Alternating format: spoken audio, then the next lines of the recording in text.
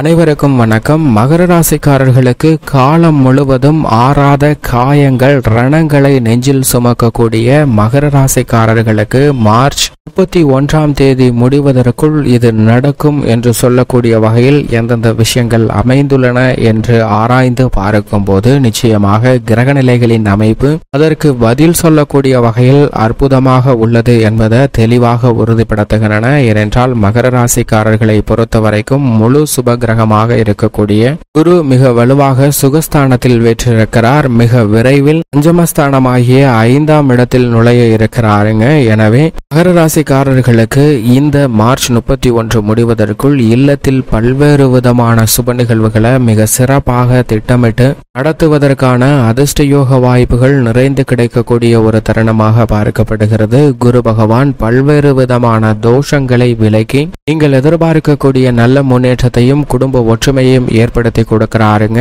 7.5 சனியின் இறுதி காலகட்டமாக இருந்தாலும் கூட இந்த தருணத்தில் குரு சுகஸ்தானத்தில் வலுவாக அமர்ந்திருப்பதால் எதிர்பாராத பல்வேறு வகையான சுப நிகழ்வுகளை திட்டமிட்டபடி சிறப்பாக நடத்தி கொடுக்க போகிறாருங்க. உடல்நல ஆரோக்கிய தொல்லைகள் உட்பட பல்வேறு விதமான பாதிப்புகளை விலக்கி கொடுக்கிறார். அலைச்சல் சிரமம் வெகுவளவில் குறைகிறது. குடும்ப ரீதியாக முன்னேற்றத்திற்காக நீங்கள் முயற்சி செய்யக்கூடிய காரியங்கள் எதுவாக இருந்தாலும் அவற்றில் மிக பெரிய அளவில் வெற்றி நிறைந்து கிடைக்கக்கூடிய ஒரு இனிமையான தருணமாக அமைந்துள்ளது என்பதை தெளிவாகவும் துல்லியமாகவும் உறுதிப்படுத்துகிறாருங்க. எனவே மனதில் அமைதியும் நிம்மதியும் கிடைக்கும். எதிர்பார்க்கிறபடி திருமணம், காதுகுத்து, வளகாப்பு உள்ளிட்ட பல சுப நிகழ்வுகள் இனிமையாக நடைபெறும். புத்திர பாக்கியமும் நிறைந்து பெறுவதற்கான யோகம் இந்த தருணத்தில் மிகவும் சிறப்பாக உண்டு என்பதை தெளிவாகவும் துல்லியமாகவும் உறுதிப்படுத்துகிறாருங்க குரு. அது மட்டுமல்லாது 2ஆம் இடத்தில் ராசியின் அதிபதி ஆட்சி பலம் பெற்றிருப்பது நிச்சயமாக பெரிய அளவிற்கு சிரமங்கள் தவிர்க்கக்கூடிய ஒரு அமைப்பாக தான் பார்க்கப்படுகிறது. பாத சனியாக அமர்ந்திருக்கக்கூடிய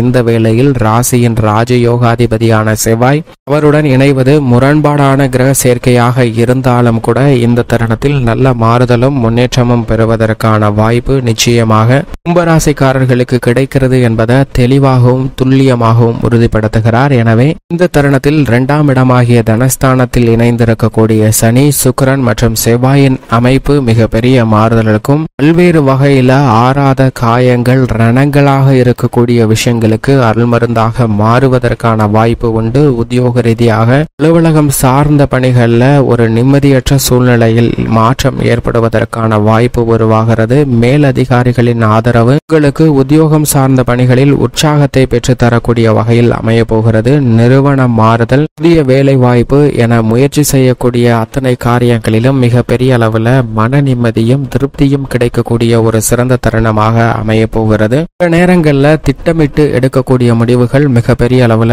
வெற்றி வாய்ப்பை உருவாக்கி கொடுக்கக்கூடிய ஒரு சிறந்த தருணமாக அமைய போகிறது. அவசரப்படாமல் நிதானத்துடனும் பொறுமையுடனும் மேற்கொள்ளக்கூடிய காரியங்கள் அனைத்திலும் உச்சபட்ச வளர்ச்சியும் வெற்றியும் நிறைந்து கிடைக்கக்கூடிய அதிர்ஷ்டமும் யோகமும் நிறைந்த ஒரு அமைப்பாக தான் அமைய போகிறது என்பதை தெளிவாக உறுதிப்படுத்துகிறாருங்க. தொழில்துறை, வியாபாரத்துறையில் தைரியத்துடன் பல புதிய திட்டங்களை துணிந்து மேற்கொள்ளலாம். நல்ல ஒரு முன்னேற்றமும் வெற்றியும் கிடைப்பதற்கான வாய்ப்பு உருவாகக்கூடிய ஒரு தருணமாக அமைந்துள்ளது. இந்த தருணத்தில் கலைத்துறையின் நாயகனாக இருக்கக்கூடிய சுக்கிரன் மனஸ்தானத்தில் வலுவாக இருப்பதோடு மட்டுமல்லாது 31ஆம் தேதிக்கு பிறகு உச்சம் பெற போகிறார். எனவே கலைத்துறை ரீதியான பணிகளில் உச்சபட்ச வளர்ச்சி மிகவும் அபரிவிதமாக மகர ராசிக்காரர்களுக்கு கிடைக்க போகிறது. எனவே முதன்மையான பலன்களை மற்ற துறைகளை விட கலைத்துறை ரீதியான பணிகளில் மிகவும் அபரிவிதமாக பெறுவதற்கான வாய்ப்பும் யோகமும் நிறைந்து கிடைக்கிறது. எனவே இந்த தருணத்தில் கலைத்துறை ரீதியான பணிகளை சிறப்பாக கையாளுவதற்கான வாய்ப்பும்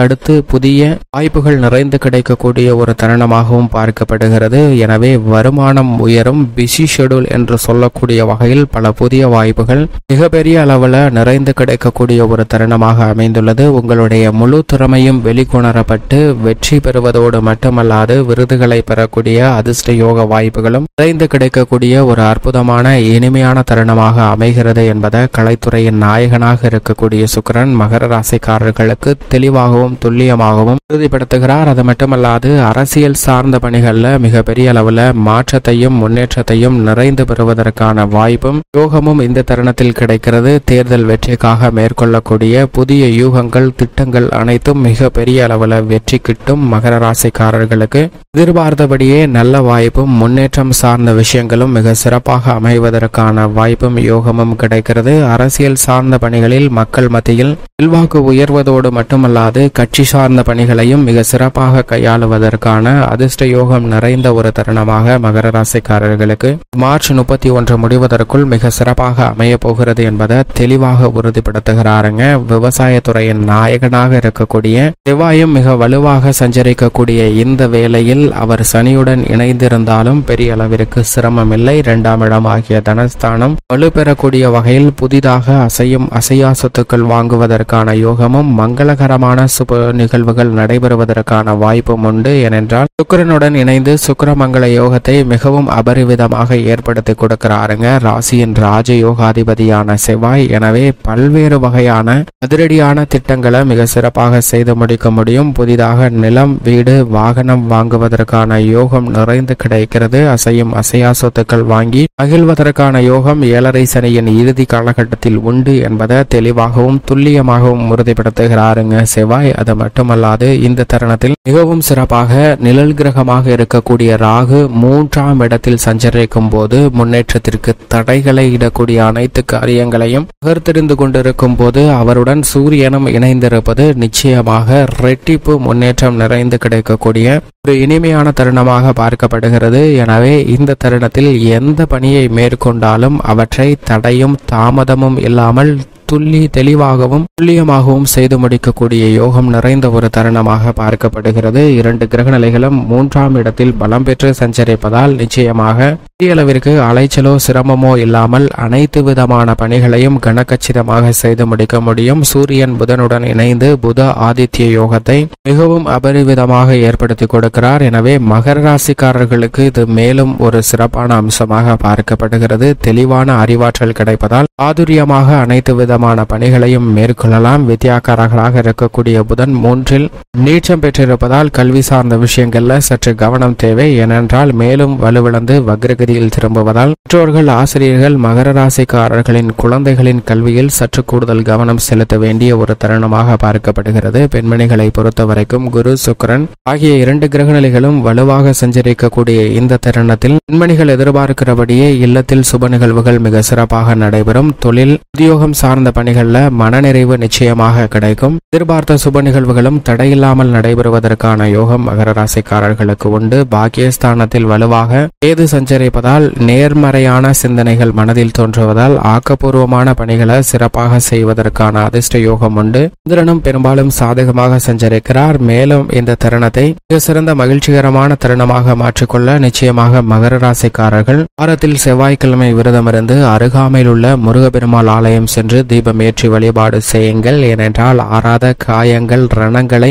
நெஞ்சில் சுமக்கக்கூடிய மகர ராசிக்காரர்களுக்கு அருள் மருந்தாக அமைவது நிச்சயமாக இறை வழிபாடு மட்டும்தான். எனவே இவற்றை மேற்கொள்வதால் புத்துணர்ச்சியும் மகிழ்ச்சியும் இரட்டிப்பாக கூடிய யோகம் மகர ராசிக்காரர்களுக்கு நிச்சயமாக உண்டு.